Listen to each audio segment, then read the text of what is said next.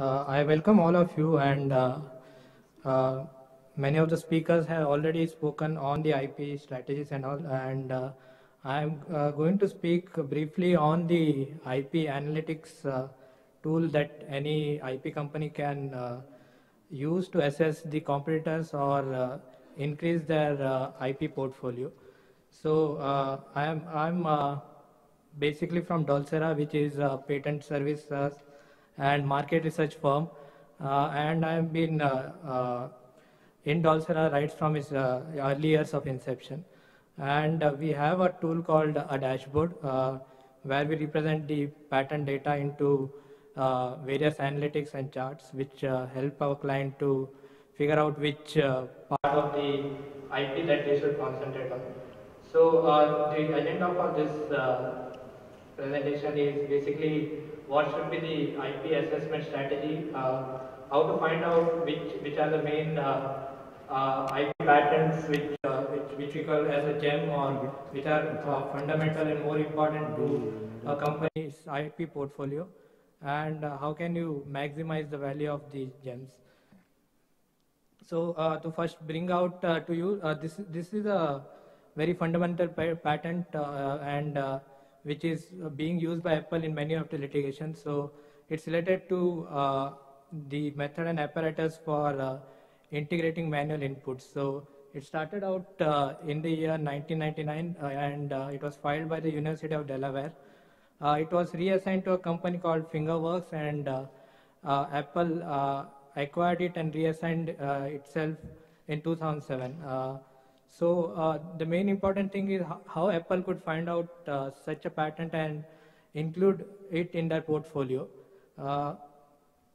So there are some strategies that we have come across by using various case studies and all. And so what we essentially need to do is identify what is the organization's focus area. So let's say the focus area is in the mobile. So what are the various accessories which a mobile requires? And let's say the mobile is used in the medical device. So what additional complementing portfolios are required in the medical domain? Let's say somebody wants to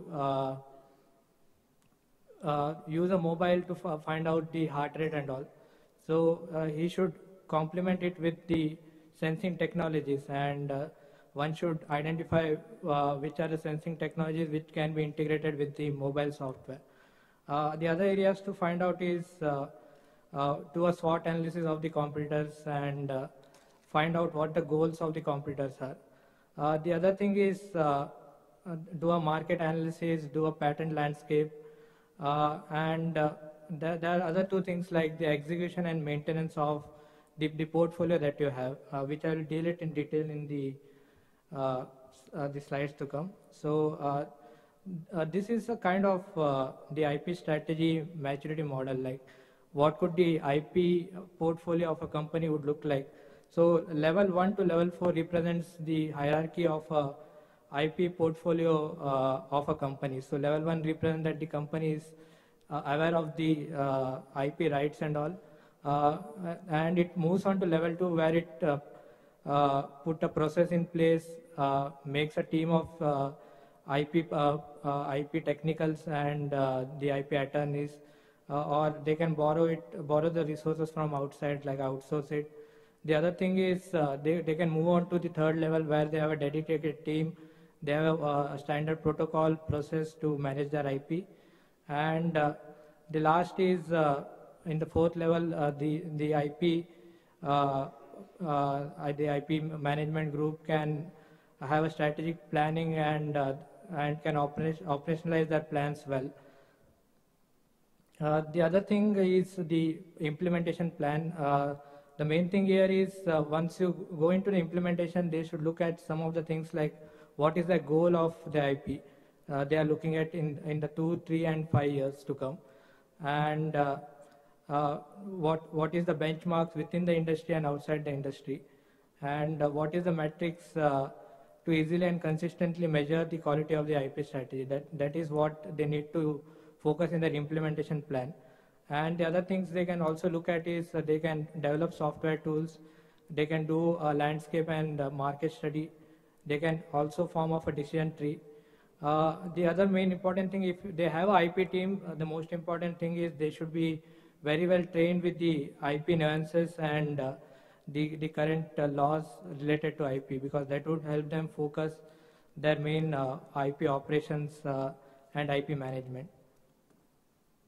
So the main thing is, let's say if you want to develop a patent portfolio, the main thing is you need patent searching tools. So we can use Thomson Innovation, Google's to find out what's the patent in a particular area. Then once we have the relevant patents, after doing a patent search, we can actually group them into a taxonomy or a technical tree, then categorize those patents to the appropriate taxonomy. And these are some of the patent search techniques which I won't go in deep, but the patent searching can be done based on the various classification codes like IPC, CPC, US class, then the Japanese F terms. One can do a keyword-based search, one can do a combination of classes and keywords, one can do inventor search, one can do the assignee search and various other forms to get the relevant IPs from your patent search. We in Dolcera do a different method.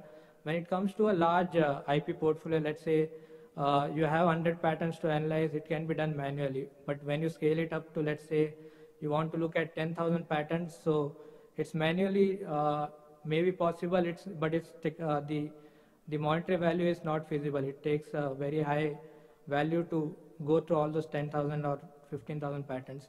So what we do is we have developed a tool which will find out which are the relevant and not relevant patents. What it does is we manually go through a set of 10% of the patents. Let's say there are 10,000 patents. We go manually through 1,000 set of patents and then just segregate them to a relevant and non-relevant group. We feed it to an algorithm which we have developed in-house, and we have tested more than 20 to 30 cases to be very sure that the tool works well.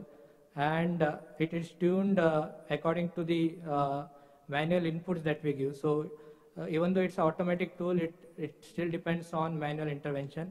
And once we get the results, we do some manual in-depth studies of some of the relevant patents. So it's a mix of both manual and automatic tools, so that what we have also seen is if it depend on the automatic tool, some of the cases it has really failed off. So you need a mix of both manual and the automatic tool mixture to focus on the patent analysis. So once you do a patent analysis, we also have a tool which will segregate out to the various focus areas, and this helps any client or any company to focus on which area they should concentrate on. So a larger number of patents would in a particular area would define that their area is really crowded and there might not be much space to innovate or have a patent in that area. Meanwhile, there would be some areas where there is not much patents in that field, and it is possible that some companies might invest in that field, but you have to also look at what's the market has any and what the patent prior art looks like, whether it's still in the legal status is still valid, or they have just abandoned the technology. All these things have to be looked at when you do a patent analysis.